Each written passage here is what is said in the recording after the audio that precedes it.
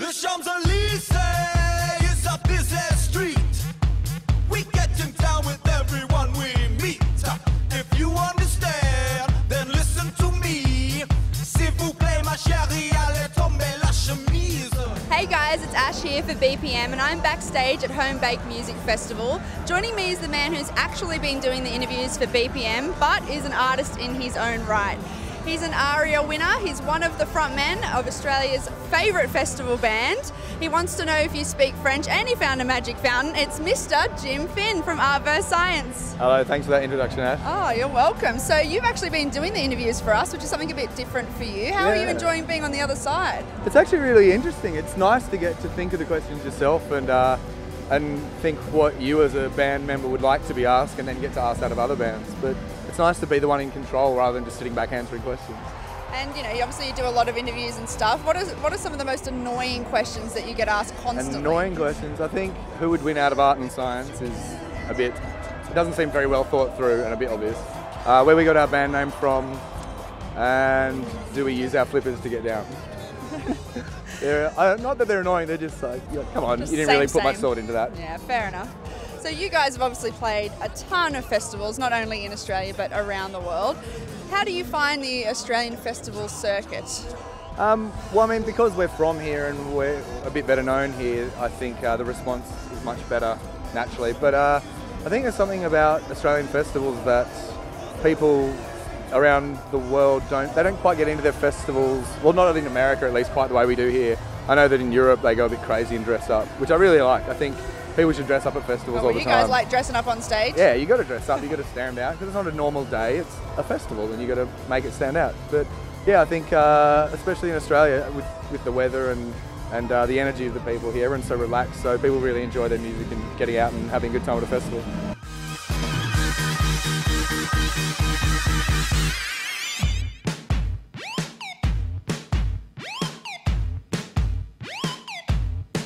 The Champs-Élysées is a busy street.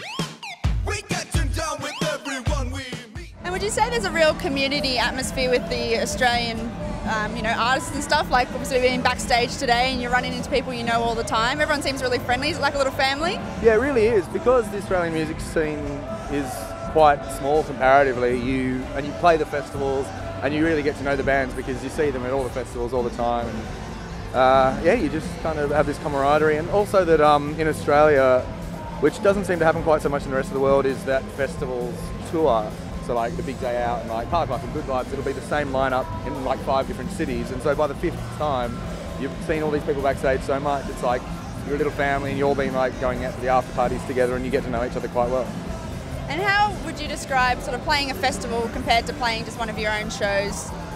Well, I think obviously it's a bit shorter. You don't have as much time to sort of waft on. You want to kind of, and also because you're competing with other bands at the festival, you want to grab them at the start. So maybe start with a single or start with something that'll Really get them strong. going. Yeah, something strong, a strong start. And you don't want to play your big hit too early because lots of people will be like, yeah, it's the song I wanted to see, and now I'm off. And you got to somehow convince them that it's coming and it's worthwhile, and take them on a bit of a journey and build them to that place where you do have that song. Whereas with your own show, you can kind of do whatever you want because they've paid to come and they're staying. They're not leaving to go somewhere else. Different set list plan going on there. I think you just have a lot more freedom with your own shows to sort of go on a bit more of a journey, and people have a bit more of an attention span at your own shows, whereas it's a bit more, I don't know, their minds are a bit more fickle at a festival. They're like, what's this? Nah, let's go with something. I'll go somewhere else. Yeah.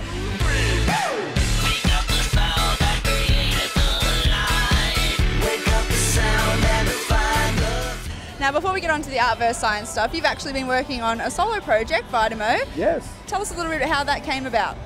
Well, Art vs Science has been doing some overseas touring, and before we did our US tour, sort of around June, July, the 2 other guys in our band were over in Europe, and one of them was in the Himalayas, like trekking around. So I was back in Sydney, and so I just started writing some music, and then after our US tour, they went over to Europe again, and I came back to Sydney, and so I ended up just sort of writing all these songs, and I wasn't quite sure what was going to happen with them because they weren't Art vs Science songs.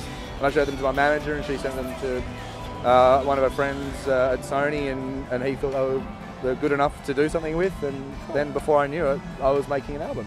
There you go. Yeah. And how would you describe the difference between, Art vs. Science and Vydamo? I think the main difference is that it's not really electronic so much as Art vs. Science is. Well, really not at all. There's a couple of keyboards and synths, but it's mainly sort of more classical instruments like the piano and the guitar, like an acoustic guitar.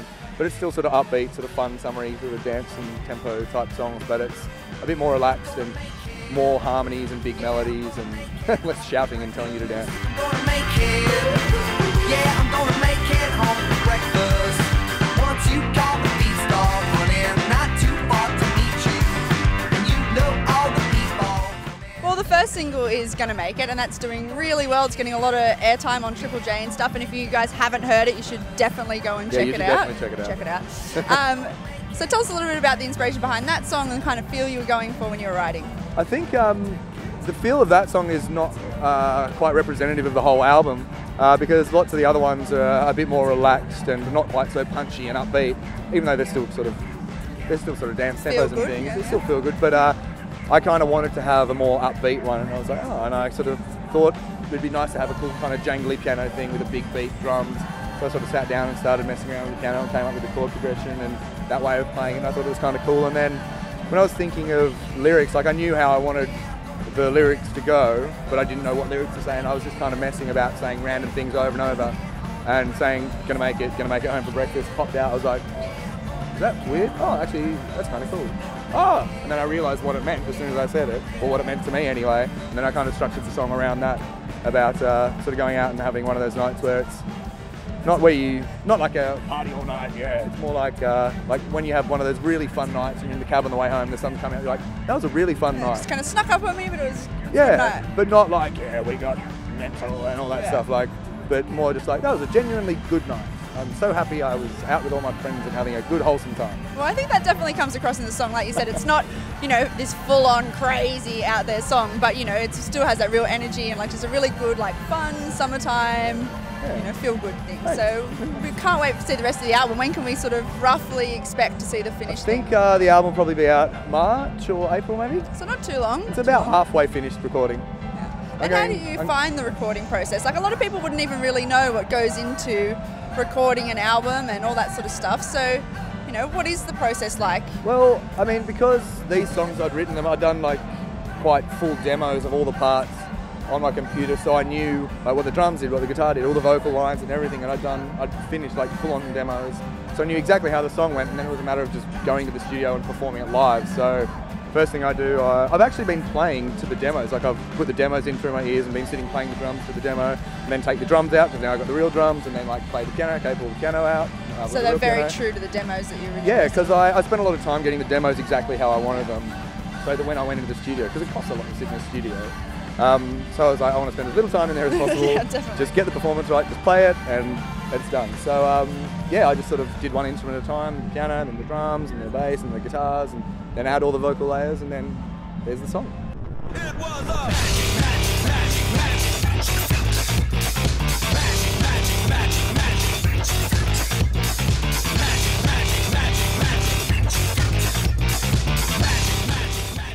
And now that the other two Dans are back from their European adventures, you guys are working on some new Art vs. Science stuff, is that right? Yeah, we've been in a rehearsal space the last sort of 3 weeks, on and on, on and off. On and on and on. And on. No, sort of on and off. When it's not beautiful weather, where we just kind of decide that we'll go to the beach instead. But inspiration, you're just going out there and getting that was inspiration. our excuse the other day. We went sailing instead of rehearsing. We were like, we'll come up with something while we're sailing. But no, we've been just sort of jamming all three of us together again and come up with about 20 or so songs or pieces of songs, and maybe 10 of them are sort of structured and have all the vocal parts and stuff, but just kind of rough working versions of them. But I think we're just going to keep making things until we get to a point where we're like, okay, I think we've probably got enough stuff to choose from, and then sort of go back and start working on the ones that we really like. Fair enough, fair enough. Well, thanks very much for joining us, Jim. Thanks for having me. And make sure you check out Jim's Vydamo project. The single is called Gonna Make It, and you can download it now at bigpopmusic.com or stream it via Mog. And if you're not familiar with Art vs. Science, they are an amazingly fun band, so make sure you go and download their albums at bigpopmusic.com as well and stream via Mog. Thanks, Jim. Thanks very much, Ash.